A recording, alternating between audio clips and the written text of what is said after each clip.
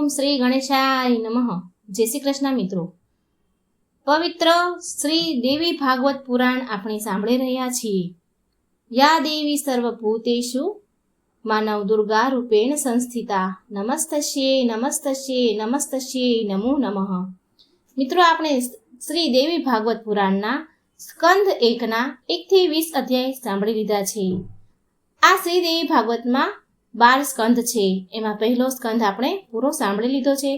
હવે આપણે સ્કંદ બીજો, એમાં 1 થી 3 અધ્યાયનો વિડીયો પણ મેં મૂકી દીધો છે.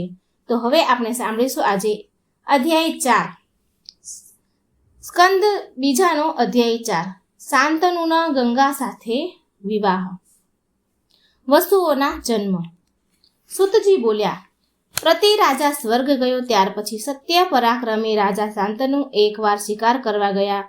તેઓ ગંગા કિનારે ગીચ જંગલમાં ફરી રહ્યા હતા. ત્યારે રાજાએ મૃગના બચ્ચાના જેવા નેત્રો વાળી અને સુંદર અલંકારો વાળી એક સુંદર કન્યાને જોઈ અને જોતાની સાથે જ રાજા શાંતનુનું મન પ્રસન્ન થઈ ગયું. પિતાએ એકવાર રજૂ કરેલ રહસ્યમય વાત એની નજર સમક્ષ રમવા લાગી. પિતાજી જે સ્ત્રીની વાત કરતા હતા તે જ કન્યા આ છે. જાણે બીજા લક્ષ્મી સ્વયં સાકાર રૂપે પ્રગટ થયા હોય. તેના મુખ કમળને જોતા રાજા તૃપ્તિ પામતો ન હતો. તે કન્યાના મગ્નચિત બની આ નિર્દોષ રાજા રોમાંચિત બન્યો.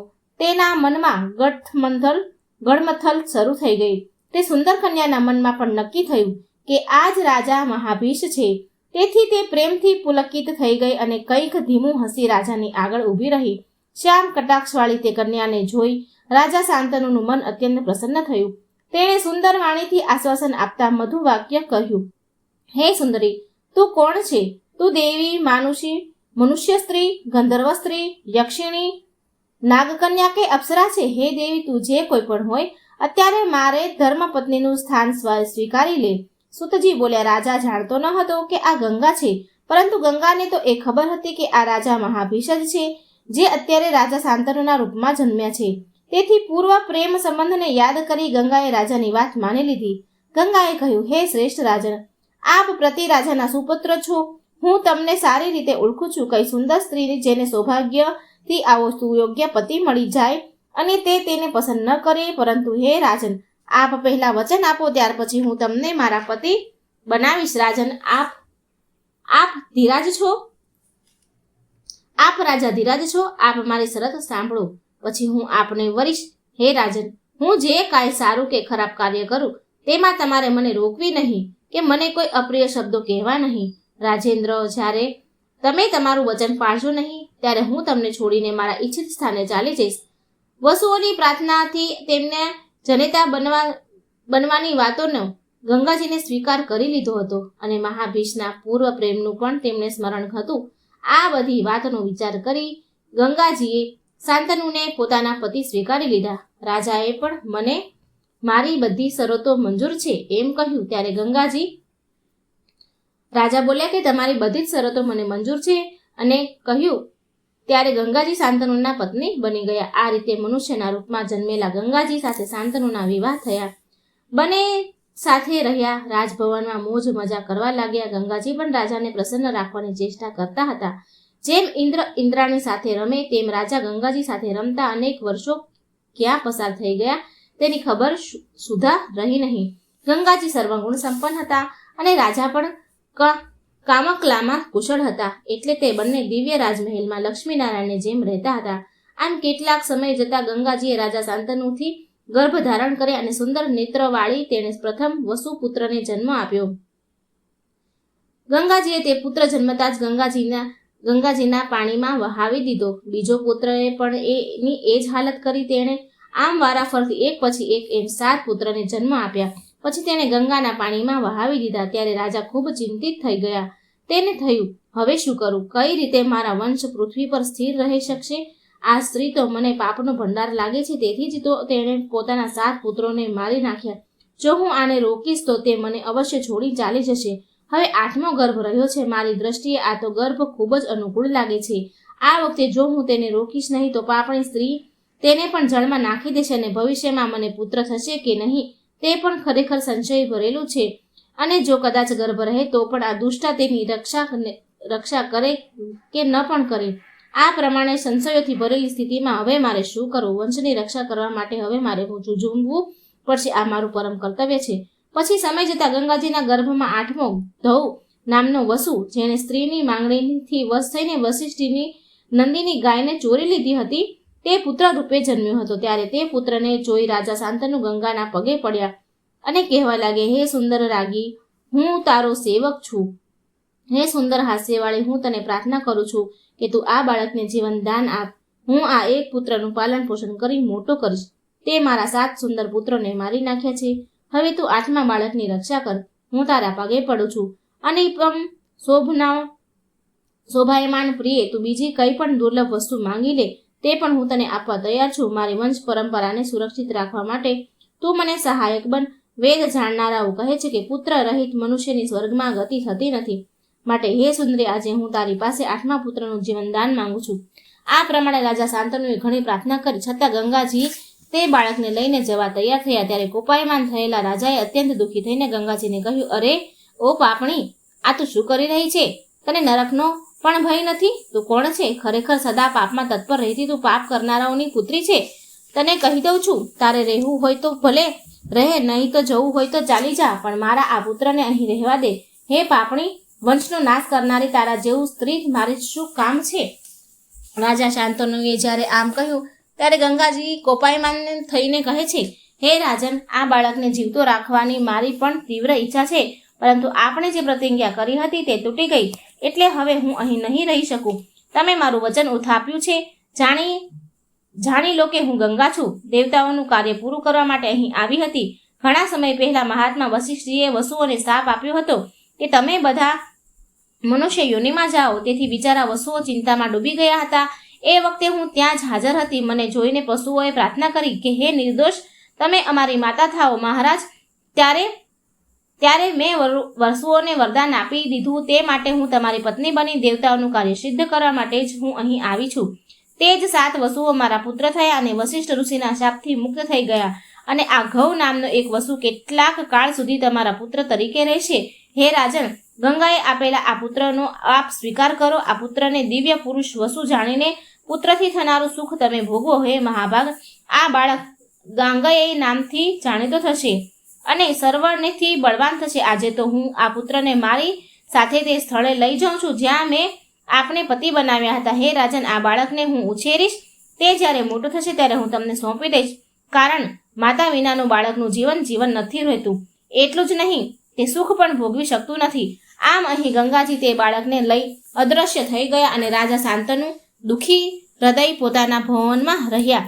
સ્ત્રી અને બાળકના વિયોગથી જન્મેલું દુઃખ તેમને ભયંકર સતાવવા લાગ્યું. તેઓ રાજ્ય તો કરતા હતા, પણ તેમને હંમેશા તેમના મુખ પર ચિંતાની છાયા છવાયેલી રહેતી હતી. આમને આમ થોડો સમય પસાર થઈ ગયો. એક દિવસ રાજા શાંતનુ શિકાર કરવા ગયો. તે બાણો વડે મૃગોને, ટોળાને, પાડાઓને તથા ભૂંડોને મારતો મારતો ગંગાના કિનારા પર પહોંચી ગયો. એ સમયે મહારાજ શાંતનુએ જોયું કે નદીમાં ખૂબ જ થોડું પાણી હતું. આ જોઈને તે ખૂબ જ વિસ્મય પામ્યા. ત્યાં તેમની નજર એક બાળક ચડ્યો. આ બાળક ગંગાના કિનારે રમતો હતો. તે બાળક મોટા ધનુષ પર બાણ ચડાવીને છોડતો હતો.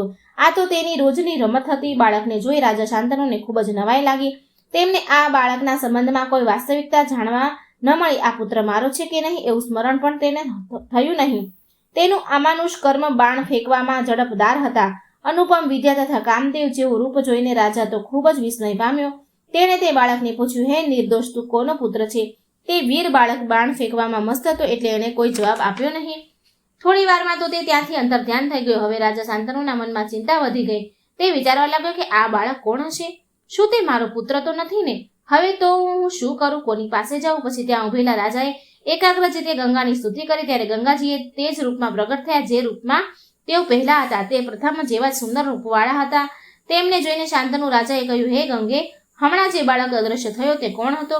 તું હમણાં જ તેનું મને દર્શન કરાવ. ગંગાજીએ કહ્યું, હે રાજેન્દ્ર, એ પુત્ર તમારો છે. તે 8મો વસુ છે. આજ સુધી મેં તેનું રક્ષણ કર્યું છે. હવે એ મહાપ્રતાપી ગાંગેયને તમારા હાથમાં સોંપું છું. ઉત્તમ વ્રતવાળો આ કુમાર તમારા કુળની કીર્તિ વિસ્તાર કરશે. વશિષ્ઠજીના પવિત્ર આશ્રમમાં રાખીને મેં તમારા બાળકને સંપૂર્ણ વેદશાસ્ત્ર અને ધનુર્વેદનું નિરંતર અધ્યયન કરાવ્યું છે. તેને બધી જ વિદ્યાઓનું પણ પૂર્ણ જ્ઞાન થયું છે. ચારે પુરુષાર્થમાં વિવેચન તે અત્યંત નિપુણ છે. આ બાળક પરમ પવિત્ર છે. જામદગ્ન પરશુરામ જે જાણે છે તે તમારો આ પુત્ર પણ જાણે છે. હે રાજેન્દ્ર, તમે આ બાળકનો સ્વીકાર કરો અને આનંદનો અનુભવ કરો. આ પ્રમાણે કહી ગંગાજી તે પુત્ર રાજા શાંતનુને સોંપી અંતર્ધ્યાન થઈ ગયા. રાજા પણ અતિ પ્રસન્ન થઈ ગયા. તે અપૂર્વ સુખનો અનુભવ કરવા લાગ્યા. તેણે પુત્રને ખોળામાં બેસાડીને તેનું મસ્તક સૂંઘી તેને રથમાં બેસાડી પોતાના નગર ચાલી નીકળ્યા. હસ્તિનાપુરમાં જઈ રાજાએ મોટો ઉત્સવ કર્યો. જ્યોતિષ પંડિતોને બોલાવીને શુભ દિવસ પૂછ્યો. પછી એ શુભ દિવસ સર્વ પ્રજાઓને તથા સર્વ ઉત્તમ મંત્રીઓને એકઠા કરી રાજા શાંતનુએ ગંગાપુત્ર ભીષ્મનો યુવરાજ પદ પર અભિષેક કર્યો. આમ સર્વ ગુણ સંપન્ન પુત્રને રાજ્યનો અત્ર અધિકારી બનાવીને તે ધર્માત્મા રાજા અપાર સુખનો અનુભવ કરવા લાગ્યા. હવે ગંગાજી પણ તેમના મનમાંથી ભૂલાઈ ગયા હતા. સૂતજી બોલ્યા, હે મુનિઓ, ભીષ્મજીનો જન્મ તથા ગંગાજીની ઉત્પત્તિ કથા મેં તમને જણાવી. વસુઓને શાપ મળ્યો, તેમાંથી આ સમગ્ર ઘટના ઊભી થઈ. જે મનુષ્ય આ પવિત્ર ગંગા અવતાર તથા વસુઓની ઉત્પત્તિ કથા સાંભળે છે તે તમામ પાપોથી મુક્ત થાય છે, એમાં કોઈ સંદેહ નથી. હે ઉત્તમ મુનિઓ, આ ઉપાખ્યાન પરમ પવિત્ર, મંગળમય અને વૈદિક સિદ્ધાંતોથી ભરપૂર છે. વ્યાસજીના મુખારવિંદથી મેં જેવું સાંભળ્યું હતું એવું જ મેં તમને કહી સંભળાવ્યું છે. આ પવિત્ર શ્રીમદ ભાગવત ના આખ્યાનો તથા કથાઓથી યુક્ત વ્યાસના મુખથી ઉત્પન્ન થયેલું 5 લક્ષણોવાળું સાંભળનારાઓના સર્વ પાપોનો નાશ કરનાર શુભદાયી તથા સુખદાયી છે. હે શ્રેષ્ઠ મુનિઓ, આને પવિત્ર ઇતિહાસ રૂપ કહ્યું છે. સ્કંદ બીજાનો અધ્યાય ચોથો સમાપ્ત થાય છે. હવે સ્કંદ બીજાનો અધ્યાય 5મો આપણે સાંભળશું. શાંતનુનો સત્યવતી સાથે વિવાહ. ઋષિઓએ પૂછ્યું, હે લોહમર્ષણ કુમાર સૂતજી, શાપના કારણથી વસુઓને જન્મ લેવો પડ્યો. ભીષ્મની ઉત્પત્તિનું કારણ પણ આ શાપ છે. આ વાત આપે સ્પષ્ટ કરી દીધી. હવે હે ધર્મજ્ઞ, વ્યાસજીના માતા સત્યવતી કે જેમને સર્વાંગ સુગંધિક પ્રાપ્ત થઈ હતી, તેમણે રાજા શાંતનુને કેવી રીતે મળ્યા? હે ઉત્તમ વ્રતવાળા, રાજા શાંતનુનું એક મહાન ધર્માત્મા રાજા હતા, છતાં તેઓ નિષાદ પુત્રીને કેમ પરણ્યા હતા? આ કથા વિસ્તારપૂર્વક કહેવાની કૃપા કરો. સૂતજી બોલ્યા, રાજા શાંતનુ શિકાર કરવામાં ભારે શોખીન હતા. તેઓ 4 વર્ષ સુધી વનમાં ફરતા રહ્યા. તેઓ કુમાર ભીષ્મને હંમેશા સાથે રાખતા હતા. જેમ ભગવાન શંકર કાર્તિકે સ્વામી સાથે સુખ માણતા હતા, તે રીતે રાજા શાંતનુ પુત્ર સાથે આનંદ કરતા રહ્યા. એક સમયની વાત છે. રાજા શિકાર કરતા કરતા યમુના નદીના કિનારે પહોંચ્યા. ત્યાં તેમને વિચિત્ર મદમદ ઉન્માદ પ્રેરક અને સુગંધથી ભરેલી ગંધનો એમણે અનુભવ કર્યો.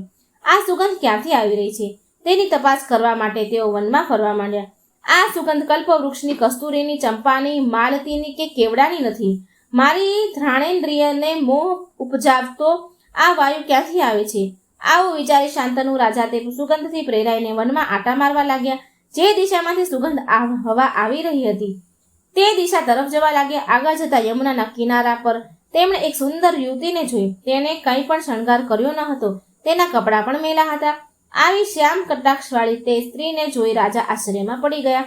આ સ્ત્રીના શરીરમાંથી જ સુગંધ નીકળી રહી છે તે વાત તો નક્કી છે. તે સ્ત્રીનું અલૌકિક સૌંદર્ય, અદ્વિતીય સુંદરતા અને તેની અનુપમ સુગંધ જોઈને રાજા મંત્રમુગ્ધ થઈ ગયા. તેમનું મન હિલોળા ખાવા લાગ્યું. આ સ્ત્રી કોણ હશે? અત્યારે અહીં ક્યાંથી આવી હશે? શું આ સ્ત્રી કોઈ દેવાંગના છે, મનુષ્ય સ્ત્રી છે, કિન્નર છે કે નાગકન્યા છે? આ શ્રેષ્ઠ સુગંધવાળી સુંદરીને હું કઈ રીતે ઓળખું? આ મહારાજ શાંતનુ મનમાં વિચાર કરવા લાગ્યા, પણ તેઓ કોઈ નિર્ણય પર આવી શક્યા નહીં. ત્યારે તેમણે કિનારા પર બેઠેલી એક કન્યાને પૂછ્યું, હે પ્રિય, તું કોણ છે? કોની પુત્રી છે? તું ક્યાંથી આવી છે? તારી સાથે બીજું કોઈ છે? તું પરણેલી છે કે કુંવારી છે? તારી ઈચ્છા શી છે? મારા મનનું તું સમાધાન કર. રાજા શાંતનુના પ્રશ્નો સાંભળીને કમળ સમાન નેત્રવાળી તે યુવતી બોલી ઉઠી, હે રાજન, હું દશરાજાની પુત્રી છું. મારા પિતાની આજ્ઞાથી હું અહીં બેઠી છું. યમુનામાં હું નાવ ચલાવું છું. આ અમારો વ્યવસાય છે. મારા પિતા હમણાં જ ઘરે ગયા છે. મહારાજ, તમને હું બધું સાચું જ કહું છું. આ પ્રમાણે કહી તે યુવતી બોલતી બંધ થઈ. ત્યારે કામાતુર થયેલ તે રાજાએ તેને કહ્યું, હું કુરુવંશી હસ્તિનાપુરનો નરેશ શાંતનુ છું. તું મને પતિ કર, જેથી તારું યૌવન વ્યર્થ ન જાય. હે મૃગનયની, મારા મહેલમાં કોઈ રાણી નથી, એટલે તું મારી ધર્મપત્ની બન, મારી રાજરાણી બન, મહેલમાં સુખ ભોગવ. હું તને અનુકૂળ રહીશ. હે પ્રિય, કામદેવ મને તપાવે છે. મારી સુંદર પત્ની મને છોડીને ચાલી ગઈ છે. મારે બીજી કોઈ સ્ત્રી નથી. હું વિદુર છું. સર્વ અવયવોમાં અતિ સુંદર અને જોઈ મારું મન પરવશ બન્યું છે. રાજા શાંતનુની અમૃતના સ્વાદ જેવી મધુર વાણી સાંભળીને સાત્વિક ભાવથી સંપન્ન થયેલી અને સુંદર ગંધવાળી તે કન્યા અતિશય ધૈર્યપૂર્વક રાજાને કહેવા લાગી, હે રાજન, તમે મારા સંબંધમાં જે કહ્યું તે અક્ષરશઃ સાચું છે અને તેને હું સ્વીકારું છું. તમારી ઈચ્છા પણ મેં જાણી લીધી, પરંતુ રાજન, હું સ્વતંત્ર નથી. મારા પિતાશ્રી આપને એ ઈચ્છાને જરૂર પૂરી કરશે, માટે તમે જલ્દી તમે તેમની પાસે જઈ મારી માંગણી કરો. હું માછીમારની પુત્રી છું, તો પણ સ્વેચ્છાચારણી નથી. હું કાયમ મારા પિતાના કહ્યા પ્રમાણે કરું છું, અને જો તે કબૂલ થાય તો હું જરૂર તમારી સાથે લગ્ન ગ્રંથિથી જોડાઈશ. લગ્ન થયા પછી હું આપને આધીન રહીશ. હે રાજન, કામદેવના યૌવનવાળી મને જેવું દુઃખ દે છે તેવું શું તમને પણ દે છે? કુળની પરંપરાને અનુસરીને વર્તીને તો આપણું રક્ષણ થાય છે. સુતજી બોલ્યા, તે કન્યાનું વચન સાંભળી રાજા કામથી મોહિત થઈ ગયા. તેનું માંગું કરવા દશ રાજાના ઘરે પહોંચી ગયા. દશ રાજા પોતાના ઘરે રાજાને આવતા જોઈને ખૂબ જ વિસ્મય પામ્યા. તેણે રાજા શાંતનુને હાથ જોડીને પ્રણામ કર્યા અને કહેવા લાગે, હે રાજન, હું તો તમારો દાસ છું. આપ મારા ઘેર પધાર્યા, તેથી આ ભૂમિ પાવન થઈ ગઈ. હું કૃતાર્થ થઈ ગયો. મહારાજ, આજ્ઞા કરો, આપ કયા કારણે મારા ઘરે પધાર્યા છો? શાંતનુ રાજા બોલ્યા, હે નિર્દોષ, તમારી આ કન્યાને મેં જોઈ.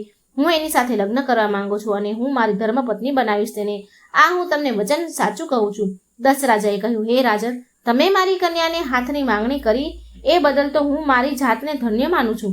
કારણ આપવાની જે વસ્તુ છે તે તો એક દિવસ આપવાની જ છે. તેને નહીં આપવું એમ નહીં કહી શકાય, અર્થાત દીકરીને કઈ ઘરમાં રાખી શકાય નહીં. પરંતુ મહારાજ, મારી એક શરત છે. તમારા પછી મારી કન્યાના પુત્રને જ રાજગાદી મળવી જોઈએ. તમારો બીજો પુત્ર છે તેને રાજગાદી નહીં મળે. સુતજી બોલ્યા, દશ રાજાનું આ વચન સાંભળીને રાજા શાંતનુ ખૂબ જ ચિંતાતુર થઈ ગયા. કારણ તેમણે ભીષ્મ પિતાને યુવરાજ પદ આપી દીધું હતું, એટલે કાંઈ પણ બોલ્યા ચાલ્યા વગર રાજા રાજમહેલ પાછા ફર્યા. પરંતુ તેમના મનમાં ચિંતા ઘરી ગઈ હતી. તેઓ કશું ખાઈ શકતા ન હતા, તે શાંતિથી ઊંઘી પણ ન શકતા. તેમનું શરીર ધીરે ધીરે ગળવા લાગ્યું. પિતાની ચિંતામાં ડૂબેલા જોઈને પુત્ર દેવવ્રત ભીષ્મ તેમની પાસે ગયા અને તેમની અશાંતિનું કારણ પૂછવા લાગ્યા. હે પિતાશ્રી, આપ તો ચક્રવર્તી રાજા છો, તમને શાની ચિંતા છે? શું કોઈ શત્રુ આપની સામે આવ્યો છે? હું હમણાં જ તેને આપના આધીન કરી શકું છું. સાચું કહું, આપની ચિંતાનું કારણ શું છે? આપ નિખાલસ હૃદયને મને તમારા મનની વાત જણાવો. હે રાજન, જે પુત્ર પિતાના દુઃખને જાણતો નથી અને તેને દુઃખને નાશ કરતો નથી, તેનો જન્મ વૃથા છે. એ તો પૂર્વજન્મનું માંગણું લેવા જ આવ્યો છે. એમાં કંઈ વિચારવા જેવું નથી. દશ રાજાની આ પુત્ર રઘુનંદન રામચંદ્ર પણ પિતાની આજ્ઞાથી રાજ્યનો ત્વરિત ત્યાગ કરીને લક્ષ્મણ અને સીતાજીની સાથે વનમાં ત્રિકૂટ પર્વત પર ગયા હતા. રાજા હરિશ્ચંદ્રનો પુત્ર જે રોહિત નામથી પ્રસિદ્ધ હતો, તે પિતાની ઈચ્છા પ્રમાણે વેચાઈ ગયો અને એક બ્રાહ્મણને ઘેર દાસ તરીકે રહી ગયો હતો. જગદગ્નિના પુત્ર પરશુરામે પિતાની આજ્ઞાથી જ માતાનું મસ્તક પ્રથમ કાપ્યું હતું. આ વાત પ્રચલિત છે. તેમણે પિતાની આજ્ઞાને સર્વશ્રેષ્ઠ ગણી એક કાર્ય પણ કર્યું હતું. હે રાજન, આ શરીર આપનું છે. આથી મારે શું કરવું છે? જ્યાં સુધી હું જીવતો છું ત્યાં સુધી તમારે શોક કરવો યોગ્ય નથી, કારણ ગમે તેવું અસાધ્ય કાર્ય પણ હું તમને સિદ્ધ કરી આપીશ. માટે હે રાજન, આપ બોલો, આપની શી ચિંતા સતાવે છે? હું હમણાં જ ધનુષ બાણ ચડાવીને તેનું દમન કરી દઉં, અને આમ કરતા જો કદાચ મારું મરણ થાય તો અભિલાષા પૂર્ણ થાય. બંને બાજુઓથી મરણ થાય તો મારો જન્મ પણ સફળ થઈ જશે, અને જો હું મારા કામમાં સફળ થઈશ તો તમારી અભિલાષા પણ પૂર્ણ થશે. બંને બાજુએથી જોઈએ તો મનને લાભ જ છે. જે સમર્થ હોવા છતાં પિતાના મનોરથ પૂર્ણ કરવા તૈયાર થતો નથી, એવા પુત્રને ધિક્કાર છે. પિતાની ચિંતા દૂર કરવી એ દરેક પુત્રનું કર્તવ્ય છે, અને પુત્ર જો કર્તવ્યનું પાલન ન કરે તો એવા પુત્રને જન્મનું શું પ્રયોજન? સુતજી બોલ્યા, પુત્રનું આવું વચન સાંભળી રાજા શાંતનુ મનથી શરમાતો હતો. તે તરત પુત્રને કહેવા લાગ્યો, હે પુત્ર, તારું શૌર્ય, તારી વીરતા અને તારી વિદ્યા હું જાણું છું. તું મારો એકનો એક પુત્ર છે, એ મને મોટી ચિંતા છે. હે પુત્ર, એક જ સંતાન હોવાથી મારા જેવા પિતાનું જીવન વ્યર્થ છે. કારણ કોઈ યુદ્ધમાં તું કદાચ માર્યો જાય તો હું આશ્રય વગરનું શું કરી શકું? હે પુત્ર, મને આ ચિંતા જ કોરી ખાય છે. આ જ મારું દુઃખનું કારણ છે. સુતજી બોલ્યા, રાજા શાંતનુની વાત સાંભળીને ભીષ્મએ વૃદ્ધ મંત્રીઓને પૂછ્યું, મહારાજ અત્યારે ખૂબ જ લજ્જિત છે. તેઓ મને કહેતા સંકોચ અનુભવે છે, માટે તમે રાજાને પૂછીને સાચી વાત જાણી લો અને પછી મને સત્ય હકીકત જણાવો, જેથી હું મહારાજની ઈચ્છાને વિના ગભરાહટે પૂરી કરી શકું. ભીષ્મની વાત સાંભળીને મંત્રીઓ રાજા શાંતનુ પાસે ગયા અને તેમના મનની બધી વાત જાણી લઈ અને તેમને ભીષ્મને બધું કહ્યું. ભીષ્મ પિતામહનો મનસુબો જાણીને તે જ ક્ષણે મંત્રીઓને સાથે લઈને દશ રાજાને ઘેર ગયા અને અતિ નમ્ર થઈને પ્રેમપૂર્વક કહેવા લાગ્યા, હે પરમતપ, તમે તમારી કન્યા મારા પિતાશ્રીને આપો, તે માટે હું તમને પ્રાર્થના કરવા આવ્યો છું. તમારી એ કન્યા મારી માતા થશે, હું એની સેવા કરીશ. દશ રાજાએ કહ્યું, હે મહાભાગ્યશાળી રાજપુત્ર, તમે મારી કન્યાનો સ્વીકાર કરો, તમે જ આનું પાણી ગ્રહણ કરો. તમારા પિતાને મારી કન્યા આપું તો તમે જ્યાં સુધી હયાત છો ત્યાં સુધી મારી આ પુત્રીનો પુત્ર રાજા ન થઈ શકે. ભીષ્મ બોલ્યા, હે દશ રાજા, તમારી આ કન્યા મારી માતા છે, હું રાજ્ય નહીં કરું, તમારી આ કન્યાનો પુત્ર જ રાજ્યનો અધિકાર થશે. આ વાત નિશ્ચિત છે. દશ રાજા બોલ્યા, હું જાણું છું કે તમે સત્ય પ્રતિજ્ઞાવાળા છો, પરંતુ તમારો પુત્ર બળવાન થઈ જાય અને તે જ જબરજસ્તીથી રાજ્ય છીનવી લે તો આ વાત સાચી છે ને? ભીષ્મ પિતામહે કહ્યું, હે તાત, હું પ્રતિજ્ઞા કરું છું કે હું લગ્ન જ નહીં કરું. આ મારું સત્ય વચન છે, મારી પ્રતિજ્ઞા અટલ રહેશે. સુતજી બોલ્યા, આમ ભીષ્મની આવી અટલ પ્રતિજ્ઞા સાંભળીને દશ રાજાએ તેની સર્વાંગ સુંદર સત્યવતીને મહારાજ શાંતનુ માટે સમર્પિત કરી દીધી. આ રીતે શાંતનુ રાજા સત્યવતીને પરણ્યા હતા, પરંતુ તેની કન્યા અવસ્થામાં થયેલા વ્યાસજીનો જન્મ તે શ્રેષ્ઠ રાજા જાણતો ન હતો. સ્કંદ બીજાનો અધ્યાય 5મો સમાપ્ત. સ્કંદ બીજાનો અધ્યાય 6. પાંડવોની ઉત્પત્તિ. સુતજી બોલ્યા, આ પ્રમાણે રાજા શાંતનુના નિષાદ કન્યા સત્યવતી સાથે લગ્ન થયા. સત્યવતીએ 2 પુત્રોને જન્મ આપ્યા, પરંતુ તેઓ કાળને વશ થવાથી એક પછી એક મરણ પામ્યા. પછી વ્યાસજી સાથેના સંયોગોથી વિચિત્ર વીર્યની પત્નીને કુખે ધૃતરાષ્ટ્રનો જન્મ થયો, જે અંધ હતો. કારણવશ મુનિને જોઈ તે સ્ત્રીઓને નેત્રો બંધ કરી દીધા હતા, તેના કારણે તે અંધપુત્રની માતા બની. વિચિત્ર વીર્યની બીજી સ્ત્રીએ વ્યાસજીને જોઈને પોતાના શરીર પર સફેદ ચંદન લગાવી આવી હતી, જેના કારણે તેનો પુત્ર પાંડુ રોગવાળો થયો. વ્યાસજી અને દાસજીના સંયોગથી વિદુરજીનો જન્મ થયો. વિદુરજી સત્યવાદી ધર્મના અવતાર અને પુણ્યાત્મા પુરુષ હતા. હસ્તિનાપુરના મંત્રીઓએ નાના પુત્ર પાંડુને રાજગાદી સોંપી હતી. ધૃતરાષ્ટ્ર અંધ હોવાને લીધે તેને રાજ્યાધિકાર પર નિમ્યો ન હતો. આમ ભીષ્મના માર્ગદર્શન નીચે મહાબળવાન પાંડુએ રાજ્ય વહીવટ સંભળાવ્યા અને મહાબુદ્ધિશાળી વિદુરજીએ મંત્રીપદ સ્વીકાર્યું. ધૃતરાષ્ટ્રની 2 પત્નીઓ હતી, એક સુબલ રાજાની પુત્રી ગાંધારી અને બીજીનું નામ હતું વૈશ્યકન્યા હતું, જે ઘરનું કાર્ય સંભાળતા હતા. પાંડુ રાજાને પણ 2 પત્નીઓ હતી, એક સુરેશની પુત્રી કુંતી ને બીજી મદરાજાની પુત્રી માંદ્રી. ગાંધારીએ ધૃતરાષ્ટ્રને અત્યંત સુંદર 100 પુત્રોને જન્મ આપ્યો હતો. વેશ્યાની યુયુત્સ નામના એક સુંદર પુત્રને જન્મ આપ્યો હતો. વેશ્યાથીએ, જે યુદ્ધનો ભારે શોખીન હતો. કુંતીએ પ્રથમ કન્યાવસ્થામાં પિતાને ઘેર સૂર્યથી કર્ણ નામના સુંદર પુત્રને જન્મ આપ્યો હતો. ત્યારબાદ કુંતીજી પાંડુની પત્ની બન્યા. ઋષિએ પૂછ્યું, હે મુનિવર સુતજી, આ તમે કેવી વિચિત્ર વાત કરી કે કુંતીને પહેલા પુત્ર થયો અને ત્યાર પછી એને પાંડુ સાથે લગ્ન કર્યા. કન્યા અવસ્થામાં સૂર્ય સાથે તેમનો સંયોગ કેવી રીતે થયો, જેથી કુંતીને કર્ણની માતા બનવું પડ્યું? ત્યાર પછી કુંતી ફરી કન્યા કઈ રીતે થયા, જેથી પાંડુએ તેમની સાથે લગ્ન કર્યું? આ બધી વાત અમને વિસ્તારપૂર્વક જણાવો. સુતજી બોલ્યા, હે બ્રાહ્મણો, કુંતી સુરસેન રાજાની પુત્રી હતા. તે ખૂબ જ નાના હતા ત્યારે કુતિમભોજ રાજાએ તે કન્યાને દત્તક તરીકે લીધા હતા. તેઓ કુંતીને પોતાની પુત્રીની જેમ જ સાચવતા હતા. કુંતી ખૂબ જ સુંદર હતી. અગ્નિહોત્રનો સમય હતો. રાજા કુંતી ભોજનની આજ્ઞાથી તે કન્યા અગ્નિની સેવાનું કાર્ય કરી રહ્યા હતા.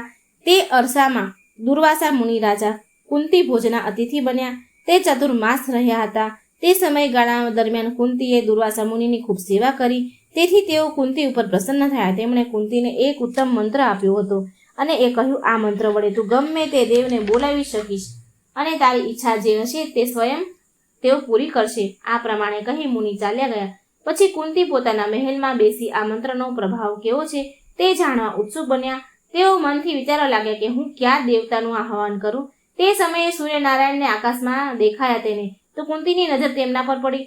મંત્રનો પ્રયોગ કરી તે પ્રતાપી કિરણોવાળા સૂર્યદેવનું આહ્વાન કરવા લાગી. આહ્વાન કરતા સૂર્યદેવ પોતાના મંડળમાંથી એક અતિ સુંદર પુરુષના રૂપ ધારણ કરીને આકાશમાંથી રાણીવાસમાં કુંતી સામે આવીને ઊભા રહ્યા.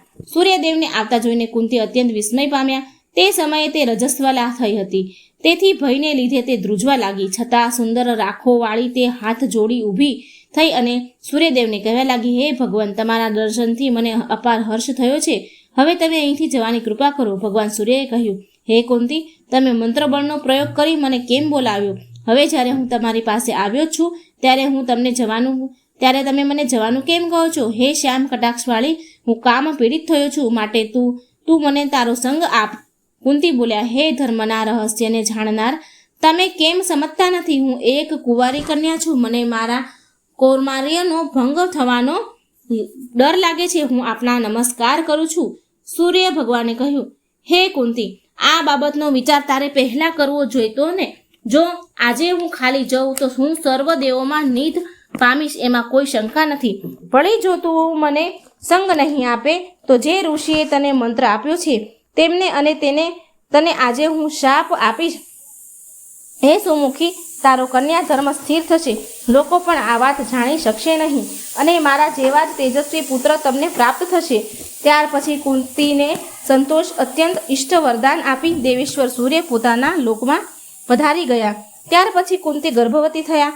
તેઓ એકાંતમાં રહેવા લાગ્યા.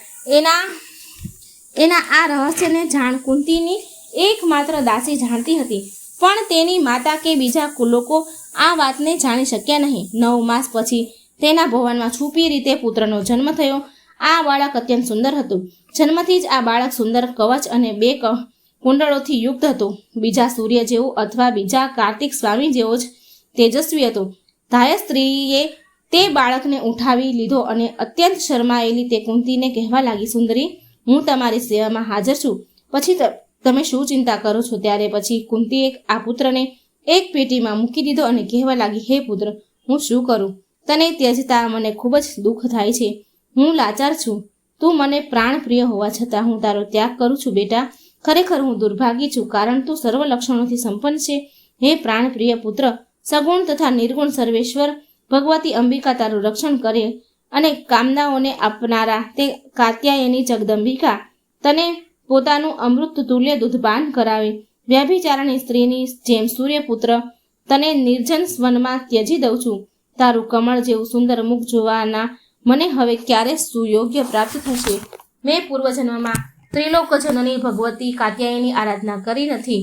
તે કલ્યાણમયી દેવીના ચરણ કમળનું ચિંતન નથી કર્યું. તેથી હું દુર્ભાગી રહી. હે પ્રિય પુત્ર, તને વનમાં ત્યજીને મેં બુદ્ધિપૂર્વક જે પાપ કર્યું છે તેને હું વારંવાર યાદ કરી દુઃખી થઈશ. સુતજી બોલ્યા. આ પ્રમાણે કહી કુંતીએ તે બાળકને પેટીમાં મૂકી દઈ ધાવ માતાને હાથમાં આપી દીધો. પછી સ્નાન કરી કુંતી પિતાના ઘેરે રહેવા લાગી. ધાવ માતાએ પેટીને લઈ ગંગાજળમાં લુપ્ત કરી વહેડાવી મૂકી. તે પેટી વહેતી વહેતી અધિરથ નામના સારથીને મળી આવી. આ સારથીની પત્નીનું નામ રાધા હતું. તેમણે આ પેટીમાંથી નીકળેલા બાળકને પુત્ર તરીકે સ્વીકારી લીધો. અધિરથે આ બાળકનું પાલન પોષણ કરવા માંડી. અધિરથના ઘેર ઉછરેલો આ બાળક કર્ણ નામે પ્રસિદ્ધ થયો. કર્ણ બળવાન અને વીર હતો. આ તરફ કુંતીને પાંડુ રાજા સ્વયંવરના પરણ્યા અને મદ્ર રાજાની સુંદર પુત્રી માંદ્રીને બીજી સ્ત્રી તરીકે પરણ્યા. એક સમયે મહાપરાક્રમી પાંડુ રાજા જંગલના શિકાર કરવા ગયા હતા. ત્યાં તેમના હાથે એક મુનિની હત્યા થઈ ગઈ હતી. તે વખતે તે મુનિ એ મૃગના રૂપમાં તેની પત્ની સાથે વિલાસ કરી રહ્યા હતા. રાજાએ તેમને મૃગ જાણી તેમની ઉપર બાણ ચલાવ્યું. મૃગ રૂપધારી મુનિએ કોપાયમાન થઈ પાંડુને શાપ આપ્યો કે તું પણ જ્યારે સ્ત્રી સંગ કરીશ ત્યારે તારું અવશ્ય મૃત્યુ થશે. મુનિનો આવો શાપ સાંભળી પાંડુ રાજા શોકમગ્ન થઈ અત્યંત દુઃખી થઈ ગયા. તે રાજ્યનો પરિત્યાગ કરી વનમાં ચાલ્યા ગયા. તે સમયે કુંતી અને માદ્રી બંને સતી ધર્મનું પાલન કરવા પાંડુ રાજાની સેવા કરવા તેમની સાથે વનમાં ગયા. ગંગા કિનારે મુનિઓના આશ્રમ હતા. ત્યાં જ પાંડુએ પોતાની કુટિયા બનાવી ત્યાં રહેવા લાગ્યા. ત્યાં અનેક ધર્મશાસ્ત્રની કથાઓ સાંભળવામાં મળતી હતી. તેઓ આકરું તપ કરતા હતા. એક સમયે કથા ચાલતી હતી કે તેવામાં એવું સાંભળવામાં મળ્યું કે પુત્ર રહિત મનુષ્યની કોઈ ગતિ નથી અને સ્વર્ગ પ્રાપ્તિનો અધિકાર પણ નથી. માટે ગમે તે ઉપાયે પુત્ર પ્રાપ્ત થાય તે અત્યંત જરૂરી છે. કોઈ પણ ઉપાય એટલે કે અંશજ, પુત્રિકા, પુત્ર, ક્ષેત્રજ, ગોલક, કુંડ, સહોડ, કાનિક, કીર્તિ, વનમાંથી મળેલો, કોઈનો આપેલો અથવા કોઈ નિર્ધન પાસેથી પૈસા આપીને ખરીદેલો, આમ 11 પ્રકારના પુત્ર કહ્યા છે. તેમાં ઉત્તરોત્તર એકથી એક નિષ્કૃષ્ટ માનવામાં આવે છે. આવું સાંભળી પાંડુએ પોતાની કમળ જેવી નેત્રવાળી કુંતીને કહ્યું, તું કાંઈ તપસ્વી મુનિ પાસે જઈ જલ્દી પુત્ર ઉત્પન્ન કર. મારી મંજૂરી હોવાથી તને કોઈ દોષ નહીં લાગે. પૂર્વ સૌદાસ નામના મહાત્મા રાજાએ વશિષ્ઠ ઋષિ પાસે પુત્ર ઉત્પન્ન કરાવ્યા હતા. આવું મેં સાંભળ્યું છે. પાંડુ રાજાએ આવું વચન સાંભળતી કુંતી બોલી, હે રાજન, મારી પાસે મનોરથ પૂર્ણ કરે તેવો એક મંત્ર છે. ઘણા સમય પહેલા દુર્વાસા મુનિએ તે મંત્ર મને આપ્યો હતો. આ મંત્ર બધી સિદ્ધિને આપનારો છે. હે પ્રભુ, આ મંત્રથી કોઈ પણ દેવતાનું હું બોલીશ તો તે મને સંપૂર્ણ વશ થઈ મારી પાસે આવશે અને મારી મનોકામના પૂરી કરશે. પત્નીની વાત સાંભળી પાંડુ રાજાએ મંત્ર પ્રયોગ કરવાની અનુમતિ આપી. એટલે કુંતીએ પ્રથમ દેવતામાં ઉત્તમ એવા ધર્મદેવનું સ્મરણ કર્યું.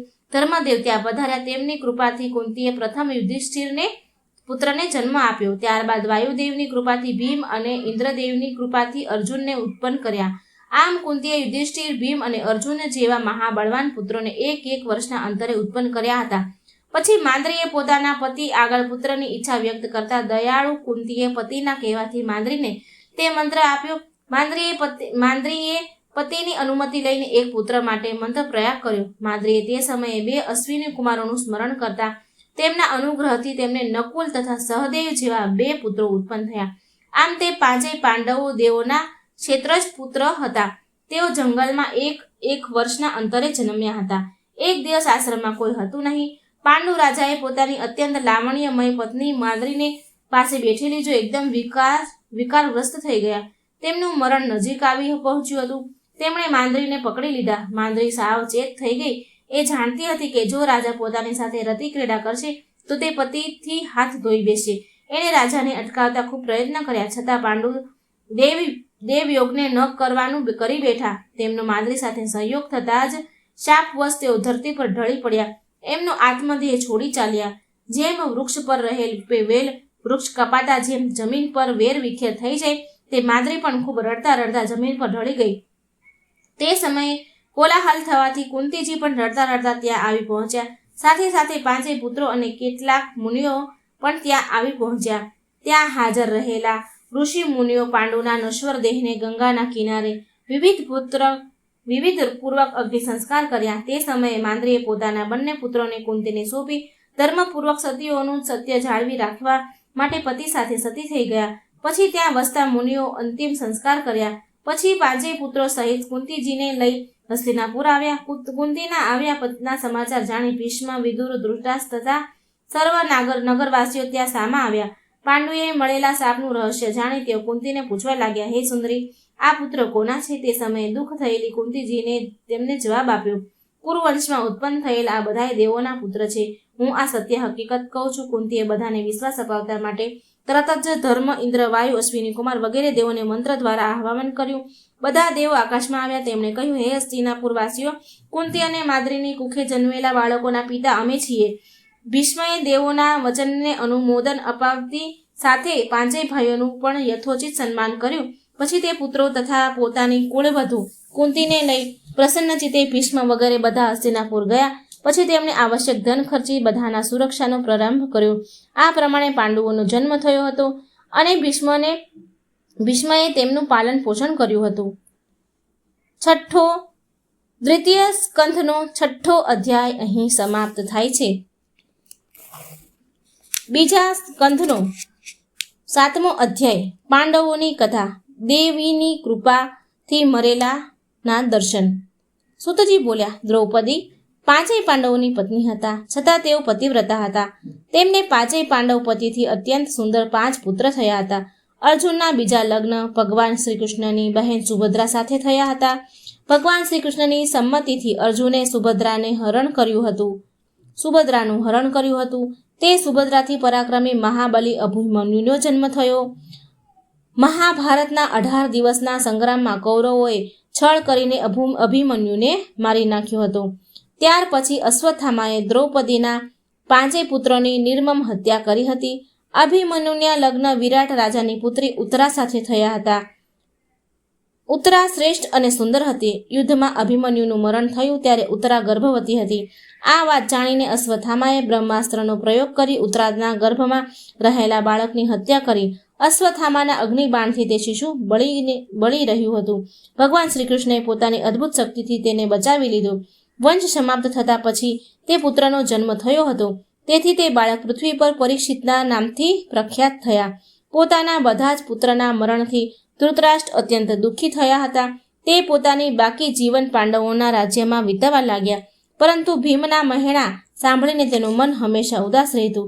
તે જ રીતે ગાંધારી પણ પુત્રના શોકથી અત્યંત દુઃખી થઈને જીવન પસાર કરતી હતી.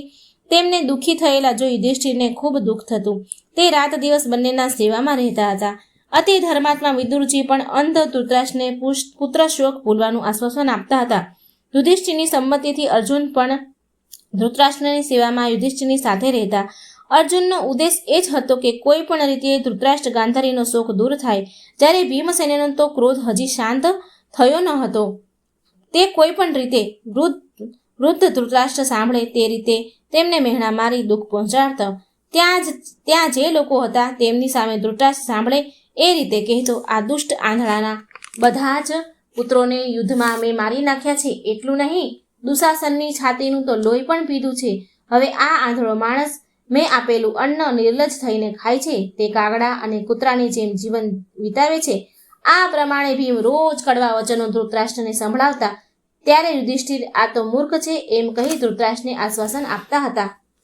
આ રીતે ધૃતરાષ્ટ્ર 18 વર્ષ સુધી ત્યાં રહ્યા અને શોકના અગ્નિમાં બળતા રહ્યા. પછી તેમણે યુધિષ્ઠિર પાસે થોડું ધન માંગ્યું અને કહ્યું, હું મારા પુત્રોને વિધિવત પિંડદાન કરવા ઈચ્છું છું. જો કે ભીમે બધા જ મૃત આત્માઓ માટે શ્રાદ્ધ કર્મ કર્યું છે, પરંતુ તેણે એ કાર્ય કડવાશપૂર્વક કર્યું છે.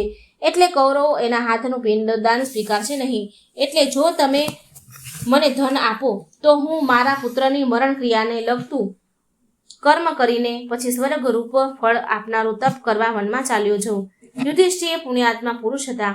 તેમણે આ બાબતે વિદુરજી સાથે ખુલ્લા મનથી ચર્ચા કરી અને પછી પોતાના બધા ભાઈઓને બોલાવીને કહ્યું, હે ભાઈઓ, ધૃતરાષ્ટ્ર આપણા પિતા તુલ્ય છે. તેમની શ્રાદ્ધ કરવાની ઈચ્છા છે, એટલે હું તેમને ધન આપું છું. અમાપ તેજવાળા મોટા ભાઈ યુધિષ્ઠિરનું આવું વચન સાંભળી મહાબાહુ ભીમસેનનો ક્રોધ અગ્નિ ભભૂકી ઉઠ્યા. તેમણે ધૃતરાષ્ટ્રને ધન આપવા માટે યુધિષ્ઠિરનો સખત વિરોધ કર્યો અને ગુસ્સે થઈને ત્યાંથી ચાલ્યા ગયા.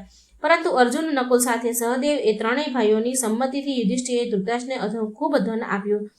પછી અંબિકા નંદન ધૃતરાષ્ટ્રે વિવિધ પૂર્વક પુત્રોની મરણ ક્રિયા કરાવીને પછી બ્રાહ્મણોને ખૂબ દાન આપ્યા. આમ બધા પ્રેત કાર્ય કરી ધૃતરાષ્ટ્ર ગાંધારી સાથે વનમાં ચાલ્યા ગયા. તેમની સાથે વિદુરજી અને કુંતી પણ ગયા. મહાબુદ્ધિમાન એ ધૃતરાષ્ટ્ર વનમાં જવા નીકળ્યા ત્યારે સંજયે તેમને સાથ આપવા તૈયાર થવા તે સમયે પાંડવોને ના કહેવા છતાં કુંતીજી પણ ધૃતરાષ્ટ્ર વગેરેની સાથે વનમાં ગયા.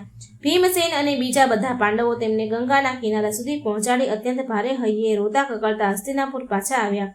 ગંગા કિનારે ધૃતરાષ્ટ્રે એક પર્ણકુટીર બાંધી અને ગાંધારી, કુંતી અને વિદુર સાથે તેઓ રહેવા લાગ્યા. પર્ણકુટીરમાં તેમણે મન અને ઇન્દ્રિયોને વશ કરી એકાગ્ર ચિત્તે તપસ્યા કરવા લાગ્યા. આમ તપસ્યા કરતા તેમને 6 વર્ષ વીતી ગયા. ત્યારે યુધિષ્ઠિરે વિરહથી તેમના નાના ભાઈઓને કહ્યું, મેં સપનામાં કુંતી માને જોયા છે.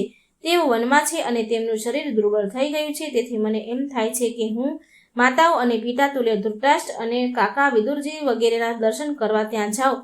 જો તેમને મારી આ વાત યોગ્ય લાગતી હોય તો તમે બધા મારી સાથે આવો, એવો મારો અભિપ્રાય છે. યુધિષ્ઠિરની વાત સાંભળીને બધા ભાઈઓ સુભદ્રા, દ્રૌપદી અને વિરાટ પુત્રી ઉત્તરા તથા નગરવાસી લોકો ત્યાંથી નીકળ્યા. બધા ધૃતરાષ્ટ્રની પર્ણકુટીરે આવી પહોંચ્યા. તેમણે વૃદ્ધ માતા પિતાના દર્શન કર્યા. પરંતુ તે સમયે વિદુરજી દેખાતા યુધિષ્ઠિરે ધૃતરાષ્ટ્રને પૂછ્યું, બુદ્ધિમાન વિદુરજી ક્યાં છે? ત્યારે ધૃતરાષ્ટ્રે કહ્યું, વિદુરજી તો મહાત્યાગી પુરુષ છે. તેમના મનમાં ઈચ્છા ઉત્પન્ન થતી નથી. તેઓ ક્યાંય ગંગા તટ પર બેસીને સનાતન બ્રહ્મનું ધ્યાન કરે છે. બીજા દિવસે યુધિષ્ઠિર ગંગા કિનારે ગયા. ત્યાં તેમણે વિદુરજીને ધ્યાનમાં ડૂબેલા જોયા.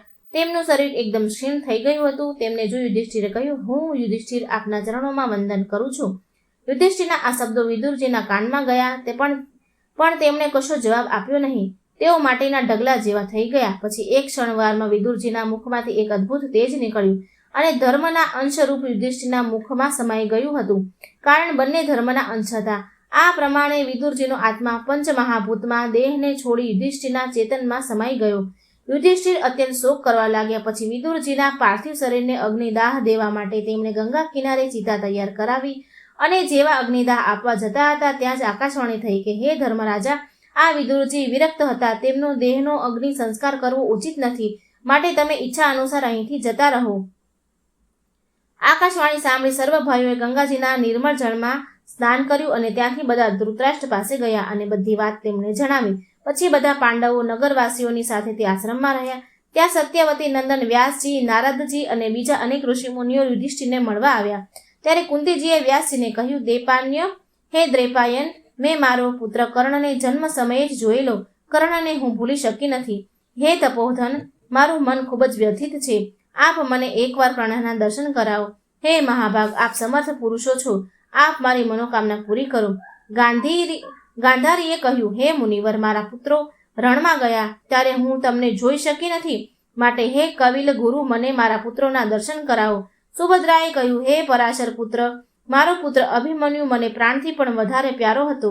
તે સર્વજ્ઞ તપોધન, એકવાર મને મારા પુત્રનું મુખ જોવાની તીવ્ર ઝંખના છે. આપ કૃપા કરી મને તેનો સાક્ષાત્કાર કરાવો. સુતજી બોલ્યા. આ પ્રમાણે બધાની ઈચ્છા જાણ્યા પછી સત્યવતી નંદન વ્યાસજીએ પ્રાણાયામ કરીને સનાતની ભગવતી દેવીનું ધ્યાન કર્યું. પછી સાયંકાળથી સમયે મુનિશ્રેષ્ઠ વ્યાસજીને ગંગા કિનારે યુધિષ્ઠિર વગેરે સર્વને બોલાવ્યા. પછી ગંગાજીના પવિત્ર જળમાં સ્નાન કરીને આ પ્રમાણે સ્તુતિ કરવા લાગ્યા. ભગવતી મહામાયાનું ધ્યાન કર્યું. હે દેવી, શ્રી હરિ પણ જેના આશ્રયે આનંદ મેળવે છે, જે સગુણ નિર્ગુણ બ્રહ્મ સ્વરૂપણી અને દેવોના પણ દેવી છે, તે મણિદ્વીપ નિવાસીની ભુવનેશ્વરીની આ પ્રમાણે સ્તુતિ કરવા લાગ્યા. હે દેવી, બ્રહ્મા, વિષ્ણુ, શિવ, ઇન્દ્ર, વરુણ, યમ, કુબેર તથા અગ્નિ પણ જ્યારે ન હતા ત્યારે તમે જ બિરાજેલા હતા. હું તમારા ચરણોમાં વંદન કરું છું. હે દેવી, જળ, વાયુ, પૃથ્વી, આકાશ અને તેના શબ્દ, સ્પર્શ વગેરે ગુણો, ઇન્દ્રિયો, અહંકાર, મન, બુદ્ધિ, સૂર્ય તથા ચંદ્રમાનો અભાવ છતાંય સ્વયં તેજથી પ્રકાશમાન રહેનારી હે જગદંબિકા, હું તમને પ્રણામ કરું છું.